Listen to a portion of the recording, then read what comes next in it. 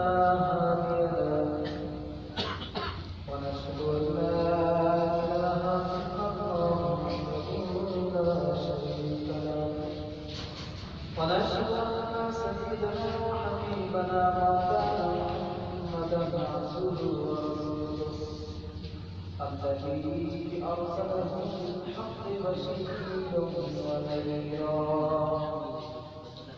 وداعيا إلى الله بإذنه وسراجا منيرا فقد قال الله تعالى في كلامه المجيد وفرقانه الحميد أعوذ بالله من الشيطان الرجيم بسم الله الرحمن الرحيم إن الله وملائكته يصلون على النبي يا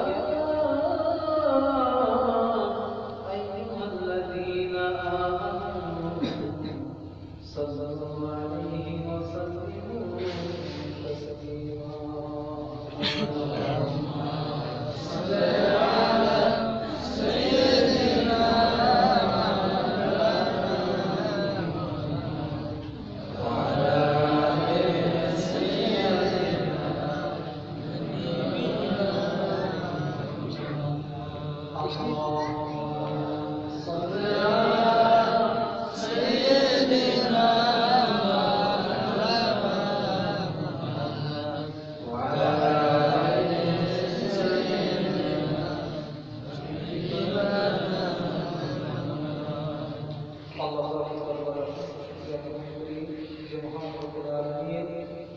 আমাদেরকে শরীর সুস্থতা রেখে হায়াতকে দারাজ করবে। কারণ আমাদের চোখের সামনে আমাদের সমবয়স্ক, আমাদের ছোটরা, আমাদের বড়রা আমাদের চোখের সামনে একে একে করে সবাই বিদায় নিয়ে অন্ধকার কঠিন খবরের চিরকাল বন্ধ হয়ে তারা আল্লাহর সামনে সবাই বাঁচরা প্রবেশ করেছে। ঠিক কিনা বলো? কিন্তু মহান আমাদেরকে এখনো তার সূর্যের আলো পৃথিবীর বুকে এখন আমাদেরকে রেখেছেন, এখনো সুস্থ রেখে তার ধন্যবাদ মসজিদে আসার জন্য আমাদেরকে এখনো তৌফিক দান করেছেন। সে আমাদের সবার বড় গুরু, সবার স্রষ্টা আল্লাহ সুবহানাহু ওয়া তাআলা। তার দরবারে কালিমাতুর শুকর আদায় করে সকলে বলে আলহামদুলিল্লাহ। সাইয়্যিদুল মুরসালিন রাহমাতুল লিল আলামিন, দো জাহানের বাদশা আকাইদার জান্নাত রাজের মদিনা, যে মহানবী সাল্লাল্লাহু আলাইহি ওয়াসাল্লাম তার উম্মতের জন্য সারাটা জীবন কষ্ট করেছেন। ঠিক কি বলুন? তিনি নিজের জন্য কখনো চিন্তা করেন না, সারাটা জীবন উম্মতের জন্য চিন্তা করেছেন। সেই কিয়ামতের ময়দান যখন শুরু হবে, তখন যে সমস্ত পয়গম্বর অত্যন্ত মর্যাদাবান তারা আল্লাহর সামনে কথা বলার সাহস করে না। কিয়ামতের ময়দানে যখন সূর্য মাথার উপরে চলে আসবে, যারা নাফরমান কাফের থাকবে তাদের মাথার ভিড়গুলো লটপট করে নাক কান বলে পড়তে থাকবে। সূর্যের তাপে মাটিগুলো পুড়ে তামা হয়ে যাবে। এদিকে সূর্যের তাপ, ওদিকে মাটির তাপ। হাসরবাসীরা জাহান্নামের গর্জন শুনে তারা হয়রান হয়ে যাবে। সে সময় সবাই নিজের নিজের কথা চিন্তা করবে। ঠিক কিনা? আল্লাহ রাব্বুল আলামিন পবিত্র কুরআনুল কারীমের ভিতরে বলেন, ইয়াওমা ইয়াফিরুল মার'উ মিন আখিহি ওয়া উম্মিহি ওয়া আবিহি ওয়া সাহিবাতিহি ওয়া বানিহি কুল্লু ইমরি'in মিনহুম ইয়াওমাইযিন শাআনুন ইউগনিহি। কিয়ামতের দিনে এমন একটা ভয়াবহ পরিস্থিতি মানুষের সামনে উপস্থিত হবে, সেদিন তার ভাই আলাদা হয়ে যাবে, তার নিজের সন্তান নিজের থেকে পালানোর চেষ্টা করবে। এমনকি আপনি আপনার নিজের জীবনটা যে স্ত্রী সন্তানের জন্য উৎসর্গ করলেন, মাথার ঘাম পায়ে ফেলে তাদের শরীরের জন্য রাতের ঘুম পড়েন না, ওই স্ত্রীও আপনাকে বলবে, আল্লাহর দরবার বলবে, আমাকে তো বিবাহ হয় নাই, সে কি করে আমাকে সামনে দিতে চাইবে? এমনকি আপনার যে মা গর্ভধারিণী মা, যে মা আপনার কষ্ট হলে যে মা ঘুমায় না, আপনার শরীর অসুস্থ হলে যে মা ঘুমায় না, সেই মা পর্যন্ত তার মানে কি আমাদের দিন দিনা বোঝা যায় ওয়ালা তাজিরু ওয়াজিরাতু বিজরা উখরা, কিয়ামতের দিন কেউ কারো বোঝা করবে না, কেউ কারো পাপের বোঝা বহন করবে না। সেই সময় এমনকি আল্লাহর শ্রেষ্ঠ শ্রেষ্ঠ পয়গম্বর, যে পয়গম্বরের কথা কোরআনে অসংখ্য জায়গায় বলা হয়েছে, যে সমস্ত নবীদের কথা অসংখ্য জায়গায় কোরআনে বলা হয়েছে, সেই সমস্ত নবীরা উম্মতের কথা বলে তারা বলবে ইয়া আল্লাহ তুমি আমাকে বাঁচাও, এই বলে সবাই পেরেশানি থাকে। সব নবীরা বলবে আল্লাহ তুমি আমাকে বাঁচাও। কেমন নবীরা? হযরতে ইউনূস, হযরতে ঈসা, হযরতে মূসা, হযরতে ইব্রাহিম, হযরতে দাউদ আলাইহিস সালাম, এমন এমন বড় নবীরা পর্যন্ত বলবে আল্লাহ তুমি আমাকে বাঁচাও। হযরতে ঈসা আলাইহিস সালাম বলবে হে আল্লাহ আমার মা মারিয়াম, তার জন্য তোমার দরবারে আমি সুপারিশ করব না, তুমি শুধু আমাকে একটু বাঁচায় দাও। হযরতে ইব্রাহিম বলবে আল্লাহ আমার পিতা আজরের জন্য তোমার দরবারে সুপারিশ করব না, তুমি একটু আমাকে বাঁচায় দাও। একজন মাত্র একজন ব্যক্তি মাকামে মাহমুদে সিজদায় পড়ে কাঁদতে থাকবে, ইয়া রাব্বি হাবলি উম্মতি ইয়া আদম আলাইহিস সালাম থেকে এই পর্যন্ত, এখান থেকে নিয়ে কিয়ামত পর্যন্ত যত মানুষ আসবে তারা সবাই নিজে নিয়ে চিন্তা করবে, কিন্তু একটা মাত্র মানুষ আল্লাহর মাকামে মাহমুদে সিজদায় পড়ে বলবে ইয়া উম্মতি ইয়া উম্মতি ইয়া উম্মতি। এইভাবে হাসরবাসীরা যখন নিজের কথা চিন্তা করে হয়রান হয়ে যাবে, এই আওয়াজ শুনে সবাই স্তব্ধ হয়ে যাবে। আল্লাহ বলবে হে জিবরাইল দেখো কে, ইয়া উম্মতি বলে দেখে। আল্লাহ তো সব কিছু জানে, তবু জিবরাইলকে জিজ্ঞেস করে, জিবরাইল বলে আল্লাহ আপনার প্রিয় হাবিব তিনি সিজদায় পড়ে তিনি নিজের কথা বলছেন না, তার সন্তানের কথা বলছেন না, তার স্ত্রীর কথা বলছেন না, তার উম্মতের কথাই শুধু বলছেন। আল্লাহ তুমি আমার উম্মতদেরকে বাঁচাও, এই কঠিন পরিস্থিতিতে আমার উম্মতদেরকে বাঁচাও। সুবহানাল্লাহ। কোন উম্মতদেরকে বাঁচাতে চাচ্ছেন? যে উম্মতরা বিড়ি খায়, ঠিক কিনা?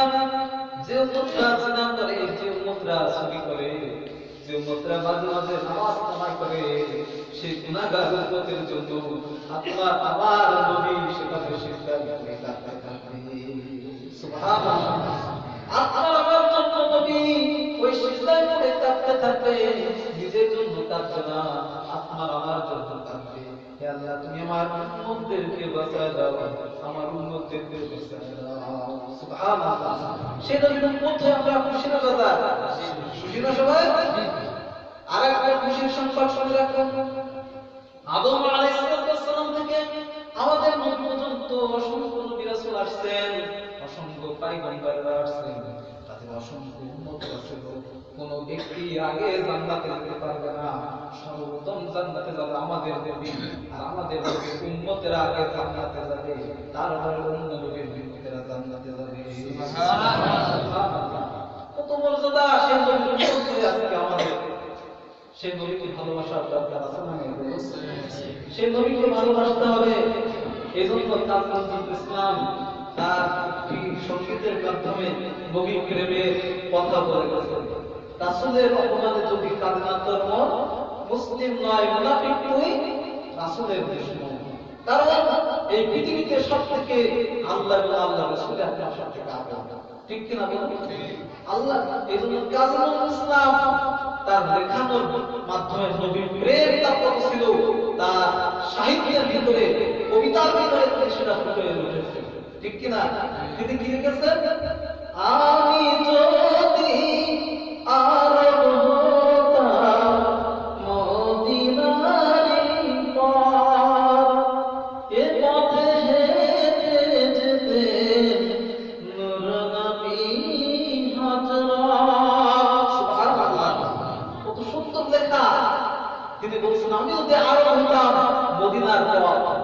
দিকে যেতে দুর্গতি হতো। সুবহানাল্লাহ, কত সুন্দর লেখা। আমাদের এখন বর্তমান যে সমস্ত কবিরা তারা লেখা দেশত্ববোধ, মনুষ্যত্ববোধ এমন কোন কবিতার ভিতরে পাওয়া যায় না। এই জন্য আমাদের কবিতা হবে দেশ নিয়ে কবিতা হবে, জাতি নিয়ে কবিতা হবে, ধর্ম নিয়ে কবিতা হবে, তারপরে শিক্ষক নিয়ে কবিতা হবে। আমরা যখন ছোট ছিলাম ক্লাস 3-4 পড়েছি শিক্ষা গুরুর মর্যাদা, ঠিক কিনা বলুন? এর মাধ্যমে ছাত্ররা শিখতো কিভাবে শিক্ষকদেরকে মর্যাদা করতে হবে, কিভাবে শিক্ষকদের মর্যাদা করতে হয়। ওই যে শিক্ষা গুরুর মর্যাদা কাজী কাদের নওয়াজ থেকে লিখেছেন, সেখানে ফুটে উঠেছেন শিক্ষককে বাদশাহ আলমগীরের ছেলে, বাদশাহ আলমগীরের ছেলেকে একজন আলেম তার বাড়িতে পড়াতে আসে, শিক্ষক বাড়ির প্রাইভেট শিক্ষক এখন ওই বাদশাহ একদিন দেখে আমার সন্তান শিক্ষকের হাতে পানি ঢেলে দিচ্ছে, শিক্ষকের হাতে পানি ঢেলে দিচ্ছে। এই দৃশ্য বাদশাহ দেখেছে। বাদশাহ দেখার পরে শিক্ষকের মনটা ভয় লাগছে। এই ভারতবর্ষের সম্রাট আলমগীর তার সন্তানকে দিয়ে আমি পানি দিয়ে হাত ঘামালাম, সে পানি ঢালছে আমার হাতে, আমার হাতে পানি ঢালছে। তখন বাদশাহ তার কর্মচারীকে দিয়ে বলছে যে ওই শিক্ষককে ডেকে নিয়ে আসো। শিক্ষক তো আরো ভয় লাগে, তার আদরের দুলাল যে সময় সমস্তে বড় হয়েছে, আবদার করতে দিয়ে সে আশা পূরণ করতে দেরি নাই, সে সন্তানকে দিয়ে পানি ঢালাইছে, আমি আমার কিনা কিটা নিয়ে আসতে হয়। যখন ভিতরে গেল, ভিতরে যাওয়ার পরে আমরাও ভিতরে যখন গেল, তখন বাদশাহ বলছেন, শিক্ষককে বলছেন, আপনি আমার সন্তানকে কি শিক্ষা দিয়েছেন? শিক্ষক তো আরো চলতে গিয়েছেন, কিনা কিটা নিয়ে বলছে, আপনি তো আমার সন্তানকে এখন সুশিক্ষা দিতে পারেন না। তখন শিক্ষক নত স্বরে বলছেন, কি জন্য দিতে পারলাম না? তখন বলছে, আমার সন্তান আপনার হাতে পানি ঢেলে দিচ্ছে পাত্র থেকে নিয়ে, অথচ আপনার হাতটা ডলে দিচ্ছে না, আপনার পাটা ধোয়া যাচ্ছে না, কি আদর শিক্ষক। তখন সাথে সাথে শিক্ষকের মনটা উদার হয়ে গেল, বুকটা উদার হয়ে গেল। আগের কবিগুণ, সমাজের চিত্র, মুরব্বীদের সম্মান, এগুলো কিন্তু তারা ফুটাই তুলেছে। তারা দেশের গান গেয়েছে, দশের গান গেয়েছে, ঠিক কিনা? আর এখন যে কবিতা মাধুর্য, তার বসন শৈলী খুঁজে পাওয়া যায় না।